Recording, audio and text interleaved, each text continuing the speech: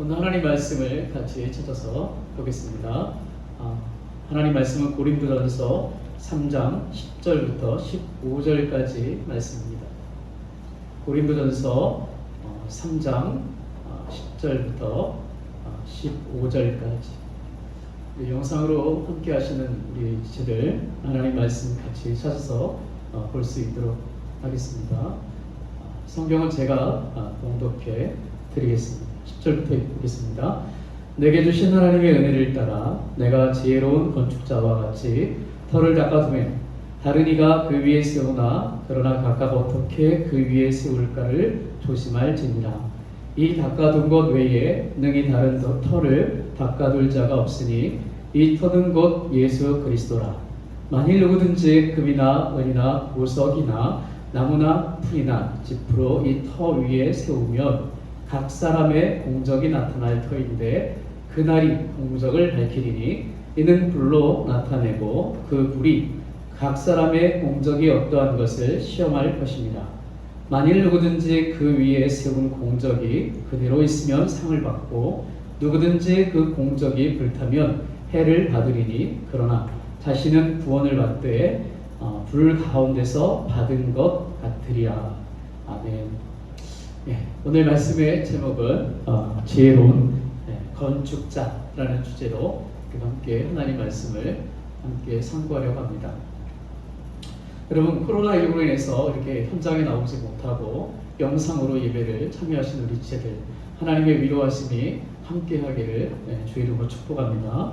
비록 예배당에 나오지 않았지만 영상을 통해 예배할지라도 그곳에 하나님이 임재하시고 하나님이 주시는 은혜가 있음을 기억하고 내가 예배하는 자리가 성소임을 기억하면서 예배에 참여해 주시기를 바랍니다. 말씀을 우리가 같이 읽었는데요. 지혜로운 건축자라는 주제로 함께 말씀을 보려고 합니다. 바울 사도는 고린도전서 오늘 본문의 말씀을 통해서 하나님의 사역자, 동역자 또는 하나님의 일꾼들을 마치 집을 짓는 건축자에 비교하고 있습니다.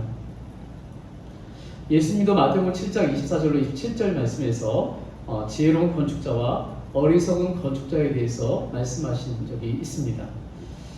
우리가 집을 짓는다는 표현을 쓰지만 사실은 이 집은 건물이 아니고요. 우리 신앙의 집을 이야기합니다. 우리의 신앙, 믿음을 어떻게 건축할 것인가를 말씀하는 것이죠. 바울 사도는 누구든지 예수 그리스도를 믿고 하나님의 자녀가 되었으면 이제 이 땅에 살아가는 동안 하나님의 사역자로, 동역자로 살아야 할 것을 이야기하면서 그는 다 마치 집을 짓는 건축자와 같다고 말씀을 합니다. 그렇다면 오늘 본문에서 지혜로운 건축자는 누구인가? 지혜로운 건축자는 어떤 사람인가를 우리가 말씀을 통해서 보아야 합니다. 10절과 11절을 보시면 지혜로운 건축자는요, 터를 매우 중요시 여긴다고 말씀하고 있습니다. 제가 한번 읽어볼게요. 내게 주신 하나님의 은혜를 따라 내가 지혜로운 건축자와 같이 터를 닦아두매 다른 이가 그 위에 세우나 각각 어떻게 그 위에 세우기를 조심할지니라. 이 닦아둔 것 외에 능히 다른 터를 닦아둘 자가 없으니 이 터는 곧 예수 그리스도라. 아멘. 터는요, 일반적으로 우리가 건축을 할 때도 그런데요, 수초가 굉장히 중요합니다. 터를 어떻게 닦았느냐에 따라서 그 건물의 높이도 또 튼튼함도 결정이 되기 때문에 그렇습니다. 그런데 오늘 바울 사도는 우리에게 지혜로운 건축자라고 말하면서 터를 닦을 때 굉장히 중요하게 생각해야 한다고 말씀합니다. 과거에 있었던 일인데요. IT에서 강진이 일어나서 약 300만 명이 그렇게 희생을 당한 그런 사건이 있었습니다. 지진으로 인해서 많은 사람들이 죽고 또 피해를 보는 것을 이야기하는 것입니다. 여러분, 우리가 예전에 우리나라가 지진과는 좀 상관이 없는 나라로 생각이 되어졌습니다. 가까운 일본만 해도 굉장히 지진이 많았죠. 그런데 우리는 지진과는 상관이 없이 살았는데 요 근래 들어오면서 우리나라도 이 지진에서 결코 자유하지 못한 나라라는 사실을 알게 되었습니다. 여러분, 그 일본은요 지진이 하도 많다 보니까 이 건축을 할 때요 이 터를 닦을 때 굉장히 중요시한답니다. 그러니까 빨리 집을 짓는 게 아니고 터를 닦는 데만 시간을 굉장히 오래 투자를 한다고 해요. 일명 내진 설계라고 하는데요. 이 지진에 어떻게 하면 넘어지지 않냐고 잘 버티고 서 있을 수 있을지를 생각하면서 건물을 짓는다고 하는 것입니다. 오늘 이와 같이 우리의 믿음도 마찬가지예요. 내가 신앙생활을 5년 했습니다, 10년 했습니다, 때로는 50년 했습니다라고 말할 수도 있겠죠.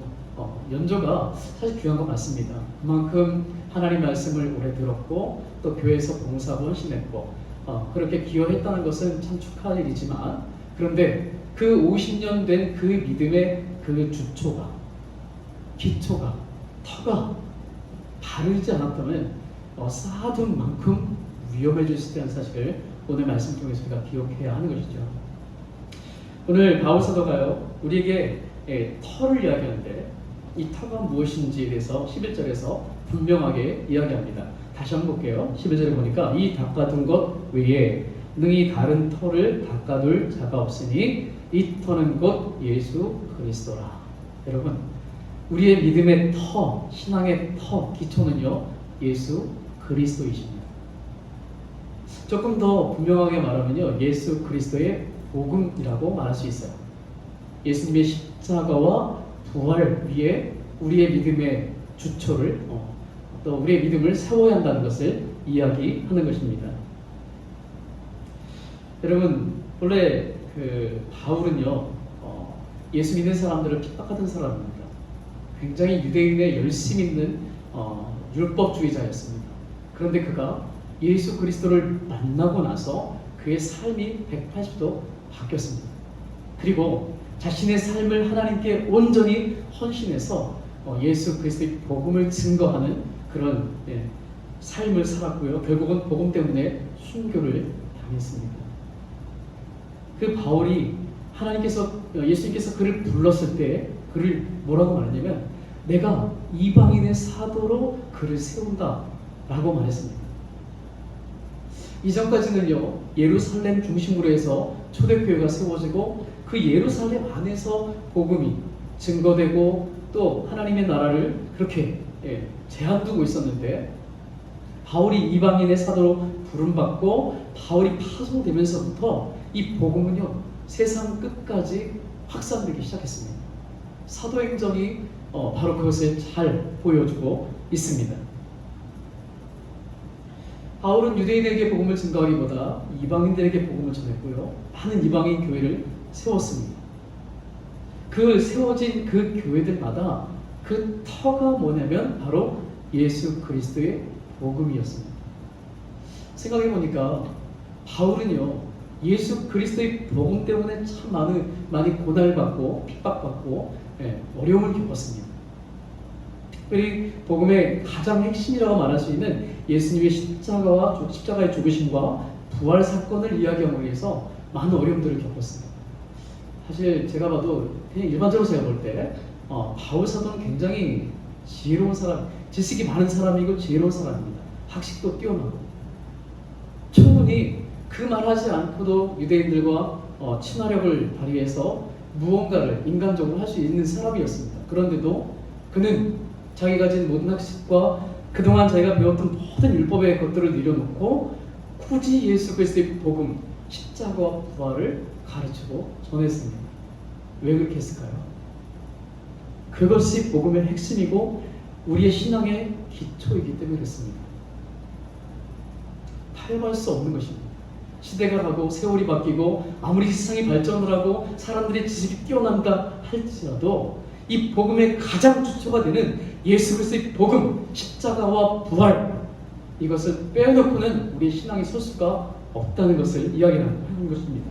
여러분, 세상에서 우리가 괄목할 만한 많은 일들을 업적을 세웠다 할지라도 그것이 그리스도 안에서 바른 터 위에 세워지지 않은 것이라면 그것은 별 의미가 없습니다.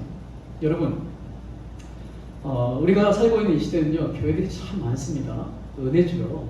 특별히 우리 대한민국의 교회가 어마어마하게 많습니다. 약 5만 개에서 6만 개 정도가 된다고 이야기를 해요.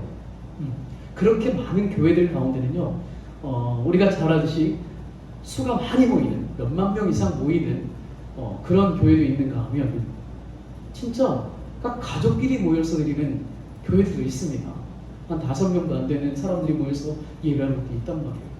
근데 주님은 마태복음에서 뭐라면 두세 사람이 내 이름으로 모인 곳에 나도 그들 중에 있겠다고 말씀하셨어요. 최소한의 교회의 사이즈는요, 두세 명인 것이에요.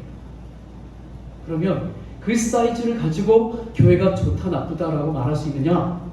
그걸로 말하는 것은 아니에요. 물론 그런 건 있습니다. 사람들이 많이 모이고 함께 예배하는 자리에는 뭔가가 있다는 것은 분명히 맞습니다. 메리트가 있는 거죠. 사람을 끌 수 있고 거기 가면 뭔가 있다는 것은 분명히 맞아요. 그런데 단순히 사람들의 마음을 끌고 사람들이 모이게 만드는 것 자체가 능력이고 하나님이 기뻐하시는 것이 아니라는 사실을 우리가 기억해야 하는 것이죠. 오늘 본문을 보면 바울 사도가 뭐라 그러냐면 그 위에 세우나 그러나 각각 어떻게 그 위에 세울까를 조심할지니라 이렇게 말씀하고 있습니다. 교회의 시작은요, 복음 때문에 시작됐습니다.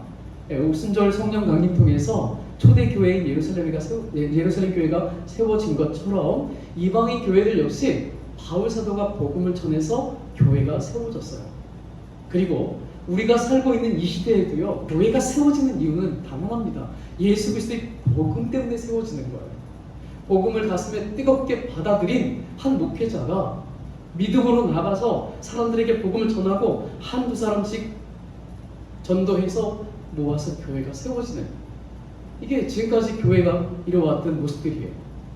그래서 이 기초는 뭐냐? 예수 그리스도의 복음이고 그 안에는 십자가와 부활이 있다는 거죠. 현존하는 많은 교회들 가운데 우리는 사이비 특단도 보게 됩니다. 사이비 교회, 이단이라고 표현하죠. 대표적인 이단 참 많습니다. 굳이 내가 이 시간에 입으로 말하지 않는다 해도 이런 떠올리시면 알 거예요. 그런데 숫자가 어마어마합니다. 넓은 이 공설 운동장을 가득 메워가지고 집회를 할 수 있는 그런 엄청난 규모의 사이즈를 가진 그런 이단 교회들이 있습니다. 그 자체를 보면 깜짝 놀랄 정도죠. 그런데 중요한 거, 거기에 기초가 복음이 아니다. 예수 그리스도의 십자가 부활이 아니고 또 다른 사람들의 어떤 이야기, 그들의 주장하는 교리, 이것들이 그 교회를 이끄는 원동력이 되었기 때문에 아무리 많이 모여도 의미가 없다는 거예요. 그런 의미에서 오늘 우리가 교회가 세워질 때 복음이 굉장히 중요하다는 사실을 다시 한번 우리가 새겨야 되고요. 특별히 오늘 바울이요, 우리 각 사람에게 이야기합니다. 너희가 곧 지혜로운 건축자가 되라고 말씀하시는데, 곧 나를 세웁니다. 나의 신앙과 나의 믿음을 세울 때 내 주초가 무엇인가를 늘 생각해야 한다는 거예요. 여러분, 2020년도 들어오면서 우리가 원치 않았던 코로나가 발병하게 됐죠. 그 누구도 이런 것이 이렇게 많은 사람들에게 어려움을 줄 거라는 생각을 해보지 않았을 것입니다. 당연히 2020년도의 화두는 뭐예요? 코로나입니다. 코로나19. 전 세계가 이 코로나19 때문에 몸살을 앓고 있습니다. 가리질 않아요. 지식층이든 가난한 사람이든 남자든 여자든 교인이든 아니든 누구든지 코로 기식하는 모든 사람들에게는 이 코로나19가 다 위협적으로 다가온다는 거예요. 이럴 때 우리가 생각해 봐야 합니다. 하나님, 나의 믿음은 내 현재 당하는 고난과 많은 사람들이 이 위협 속에서 두려워하고 공포감에 있고 염려가 있는데 이런 상황을 뛰어넘을 수 있는 그런 믿음인가를 체크해 보아야 한다는 것이죠. 저도 제 자신에게 문득문득 그런 생각을 해요. 진짜 지금이 교회다워질 수 있는 때다. 진짜 믿는 사람이 누군가, 믿는 사람은 어떻게 사는가를 보여줄 수 있는 때가 바로 지금이라고 생각이 되어져요. 여러분, 평안이라는 건요, 내가 아무리 흉내를 내도 되지 않아요. 이 마음이 두려움이 찾아오기 시작하면 이 두려움을 내가 어떻게 극복할 수가 없어요. 그래서 현대인의 질병 가운데 특별히 마음으로 오는 질병이 너무너무 많습니다. 공황장애, 불안장애, 온갖 것들이 사람들을 지금 괴롭히고 있어요. 근데 그런데 하나같이 호소하는 게 뭐냐면 이 마음이 자기 마음대로 안 된다는 거예요. 밤에 갑자기 밀려오는 두려움 때문에 잠을 못 자고 깨어야 된다는 거죠. 그런데 그때 여러분 무엇이 필요하냐? 우리의 생각과 우리 가진 능력을 초월하는 하나님의 은혜가 필요한 거죠. 믿음의 사람들에게 그게 있어요. 진짜냐 가짜냐 아무리 둘이 서로 싸워도 의미 없는 게 바로 이런 상황에 고난 가운데 딱 처해보면 그 사람이 무엇을 붙들고 살았는지가 분명하게 드러나게 되는 거죠. 여러분 이 코로나 시대에 내 믿음은 어디에 주초를 두고 있는가? 여러분 예수 그리스도시랍니다. 예수 그리스도는 나를 위해서 십자가에 죽으시고요 부활하시고요 나에게 영생을 주시는 그런 하나님이십니다. 그분이 나의 주인이세요. 나의 살고 죽는 것, 망하고 흥하는 것 다 그분의 손에 있다는 사실을 믿을 때에 우리의 삶은 평안할 수 있습니다. 아무리 힘들고. 두 번째로요, 지혜로운 건축자가 중요시 여기는 게 뭐냐면 반드시 건축하고 나면 불시험이 찾아온다는 것을 기억해야 합니다. 앞의 말씀과 연결이죠. 불시험이 찾아온다는 거예요. 12절 13절 말씀인데 제가 한번 읽어드릴게요. 만일 누구든지 금이나 은이나 보석이나 나무나 풀이나 짚으로 이 터 위에 세우면 각 사람의 공적에 나타날 터인데 그날이 공적을 밝히리니 이는 불로 나타내고 그 불이 각 사람의 공적이 어떠한 것을 시험할 것입니다. 아멘. 이 시험이라는 말이 뭐죠? 성경에서 나오는 시험은 두 가지가 있습니다. 굳이 이걸 이렇게 나오지 않아도 되긴 하는데 쓰인 용어를 보니까 하나는 테스트, 또 하나는 템테이션. 둘 다 우리에게 찾아옵니다. 근데 결과는 하나님이 선하게 쓰세요. 그럼에도 불구하고 테스트라는 말은요, 우리를 시련한다고요. 훈련시키는 거예요. 힘들어요. 그러나 그것을 견디고 나면 우리가 성장해, 성숙하고 하나님의 뜻을 더 잘 알게 돼요. 그러니까 유익하게 된 거죠. 근데 템테이션, 이거는 우리를 유혹하는 거예요. 믿음의 도를 떠나서 세상으로 가도록 하려고 하는 사탄의 유혹, 시험이 있다는 거죠. 이 두 가지가 우리를 괴롭혀요. 그런데 이런 것들이 결코 약하지가 않아요. 오늘 보면 보니까 불시험이라고, 불시험. 불이라는 표현은요, 그만큼 뜨겁고 매섭다는 거예요. 견디기가 만만치가 않다는 거죠. 어떤 시험이 찾아오더라도 그 시험은 만만하지 않습니다.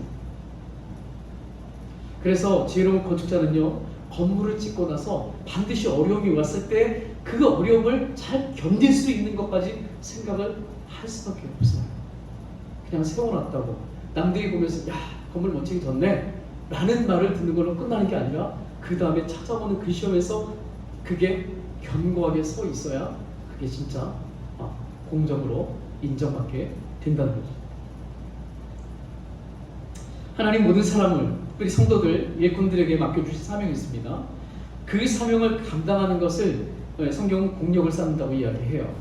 우리의 노력으로 구원받는 건 아닙니다. 그러나 하나님께서 우리에게 구원 주시고 이 땅에 살아갈 때 교회를 섬기고 하나님 나라를 위해서 헌신하게 하고 또 주변 사람들에게 복음을 증거케 하고 이런 모든 일들을 통해서 하나님이 우리에게 하나님 앞에서 상급을 받게 하는 일들도 분명히 성경은 이야기합니다. 따라서 지금 당장 하나님께서 우리에게 책망하시고 우리가 한 것에 대해서 평가하지 않는다 할지라도 우리는 항상 염두에 두는 게 뭐냐면 반드시 주님의 앞에 가서 내가 살아온 모든 날들을 점검받게 되는 날이 있다는 거예요. 성경은 그 심판이라고 표현해요.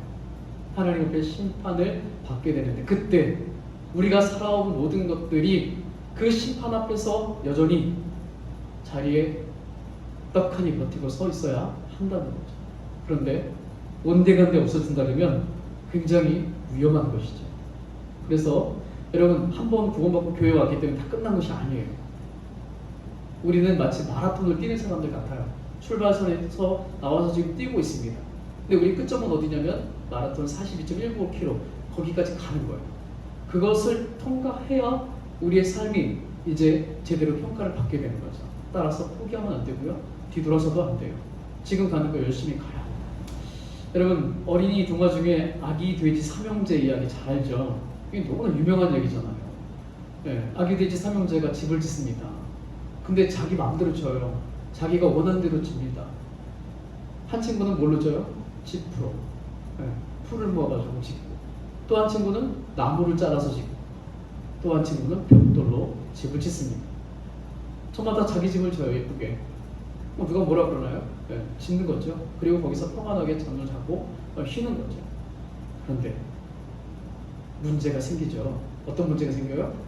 늑대가 찾아옵니다.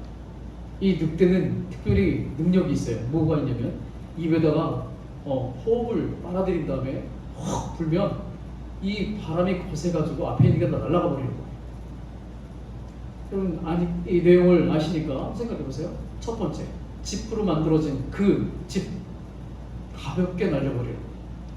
두 번째 집, 나무 조금 힘들었지만 부니까 나무도 다 흩어져 버려요.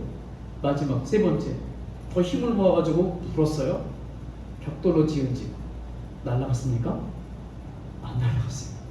그래서 삼형제가 다 그곳에 가서 편히 안전하게 보호받았다는 얘기, 우리가 알고 있는 이야기죠. 여러분, 이 이솝우화가 단순히 세상에서 보여주는 것이라고 생각할 수도 있겠지만, 이건 영적인 교훈으로 우리가 한번 생각해 본다면, 우리의 믿음의 집, 다시 말하면 하나님 앞에 섰을 때 내 믿음이 제대로 인정받고자 할 때 우리가 짓는 그 신앙의 집이 그저 아무것이나 편하게 그냥 손쉽게 할 수 있는 것으로 간단하게 하는 것, 지금 당장은 표가 안 나는데 반드시 시련이 올 때 차이가 있다는 것.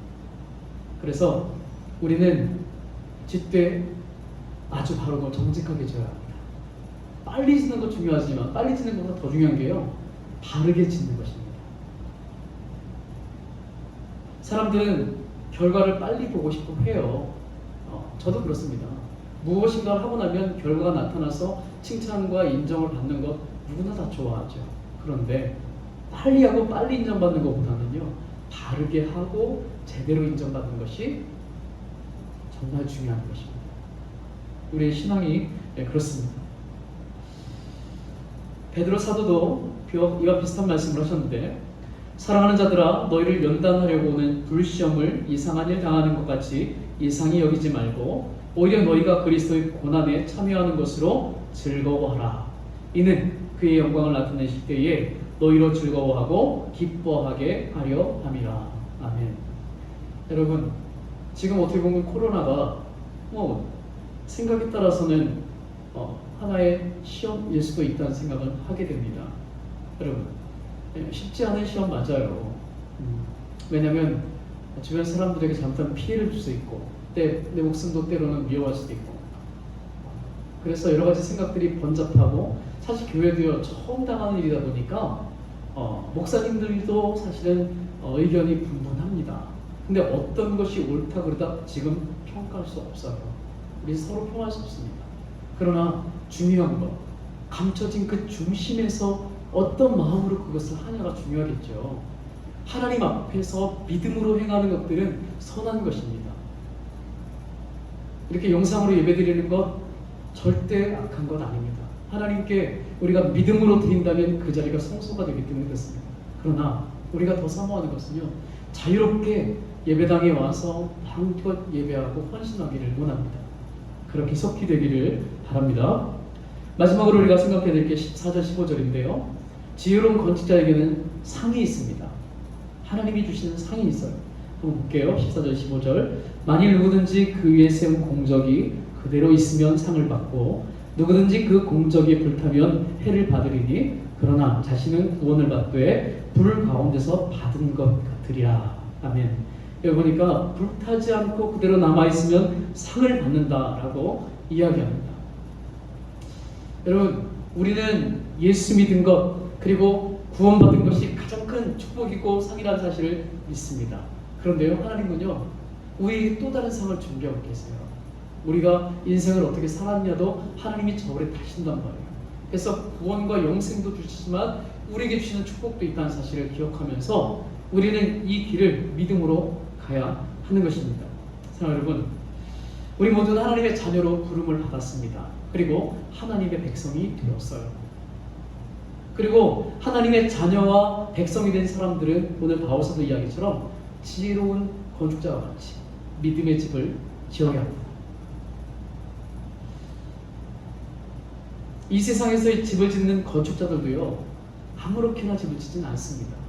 건물이 높으면 높을수록, 크면 클수록 그 밑에 지하를 파고 깊이 파서 튼튼하게 안전장치를 합니다. 우리의 믿음도 그래야 합니다. 여러분, 저는 우리가 청년의 때 특히 여러분 예수 그리스도를 구주 믿고 신앙생활 하는데 저는 여러분이 다 영적인 거목이 되기를 원합니다. 믿습니까? 큰 나무가 되세요. 작은 나무는 자기조차도 감당이 안 되는데 큰 나무가 되면 거기에 많은 사람들이 깃들이게 됩니다. 누군가를 품어줄 수 있고 누군가를 위로할 수 있고 누군가를 이렇게 세워줄 수 있는 사람이 되는 거예요. 근데 이건 타고나는 게 아니고 훈련되어지고 하나님이 그를 쓰시고 그 중심을 통해서 일하신단 말이죠. 그러니까 그런 마음의 소원들을 가지셔야 합니다. 이제 여러분 말씀을 마칩니다. 여러분, 우리 각자에게 자신에게 물어보아야 해요. 나는 지혜로운 건축자였는가? 지금까지 내가 신앙생활하면서 정말 복음 외에는 다른 것으로 섞지 않고 정말 예수의 십자가와 부활만 붙들고 믿음으로 살겠노라는 정말 진실한 신앙을 가지고 여기까지 달려왔는가? 또한 이제 머지않은 날 주님이 심판하실 때 그 심판이 두려움이 아니라 정말 당당하게 나가서 주님, 그렇습니다. 나는 모자라고 부족하지만 주님 앞에서 믿음으로 살려고 몸부림쳤습니다. 주님, 은혜 베풀어 주세요. 이렇게 구할 수 있는 그런 준비된 믿음을 가졌는가? 그리고 마지막, 정말 하나님이 주시는 축복, 상을 바라보고 있는가? 여러분, 경주하는 자는 상을 바라봐야 합니다. 주님도 히브리서에서 뭐라 했냐면 믿음이 없이는 하나님을 기쁘시게 못하는데 하나님께 나아간 자는 반드시 그가 계신 것과 그를 믿는 자에게 상 주시는 이심을 믿어야 한다고 말씀하셨어요. 상 주시는 이심을 믿어야 한다. 이 말은 우리에게 상을 주신다는 거예요. 따라서 지금 내가 이 땅에서 좀 손해보고 희생하고 남들이 보기에 좀 연약해 보인다 할지라도 내가 걷는 길은 절대로 후회의 길이 아니고 하나님이 주시는 세상에서 줄 수 없는 엄청난 상급이 있다는 사실을 기억하면서 이 길을 믿음으로 가는 거죠. 최근에 제가 짐 엘리엇 선교사님, 얼마 전에 우리 교회 아니라 우리나라의 창의 끝이라고 해서 선교 영화가 방영된 적이 있습니다. 그 아마존에서 그 식인종들을 전도하다가 결국 창에 맞아서 순교당하는 그런 사건이 있었는데 그의 아내가요, 엘리자베스 엘리엇이었어요. 근데 그 자기의 어린 아이들을 데리고 고국으로 돌아간 것이 아니고 그 자기 남편을 창으로 찔러 죽인 그 부족으로 들어가 버리는 거예요. 여자들이. 그래서 거기서 평생 거기서 살다가 거기서 선교하고 그렇게 삶을 살았죠. 그분의 지은 책을 읽게 됐습니다. 그럼 고난에 대해서 굉장히 부정적이잖아요. 우리는요. 고난받는 거 싫잖아요. 그런데 그분은 고난도 괜찮다라고 표현해요. 그리고 나중에 뭐라면 고난의 뜻을 알고 나니까 고난이 내게 축복이었다고 이야기해요. 쉽지 않은 고백입니다. 그리고 고난받는 사람이 이게 나의 축복이다라고 말하는 거예요. 쉬운 일 아닙니다. 그러나 하나님이 살아계시니까 우리가 받는 고난은요, 의미 없는 고난이 없습니다. 그래서 믿음으로 이 길을 가면 하나님이 반드시 우리에게 놀라운 상으로 채우신다는 사실을 믿고, 여러분, 우리 사랑하는 지체들 결코 포기하거나 낙심하지 말고 이 코로나 시대에 정말 굳센 믿음을 가지고 승리하는 우리 모두가 될 수 있기를 주님의 이름으로 축복합니다. 기도하겠습니다. 참 좋으신 아버지 하나님, 감사합니다. 우리 하나님께서 우리를 사랑하셔서 이 수많은 사람들 가운데 예수 그리스도의 보배로운 피로 우리를 감추고 사셔서 하나님의 자녀요 백성이고 하나님의 은혜 가운데 사는 사람들로 삼아 주셨습니다. 주님, 오늘 우리가 말씀 들으면서 내가 내 신앙의 집을 지을 때 정말 이름의 믿음의 반석인 예수 그리스도의 복음 위에 굳게 세울 수 있도록 도와주시옵소서. 고난 가운데서 결코 넘어지지 아니하고 쓰러지지 아니하고 포기하지 아니하고 아니라고 나태해지는 것이 아니라 오히려 주님을 사랑하고 더 주 앞에 굳게 서는 믿음의 사람들로 우리 모두를 세워 주시기를 원합니다. 사랑이 많으신 아버지 하나님, 우리 사랑하는 지체들 기억해 주시옵소서. 이 코로나 시대에 정말 주님이 함께 해주셔서 믿음을 잘 지키고 우리 하나님의 영광을 드러낼 수 있는 우리 모두가 될 수 있도록 주여 축복해 주시옵소서. 예수님의 이름으로 간절히 축복하며 기도합니다. 아멘.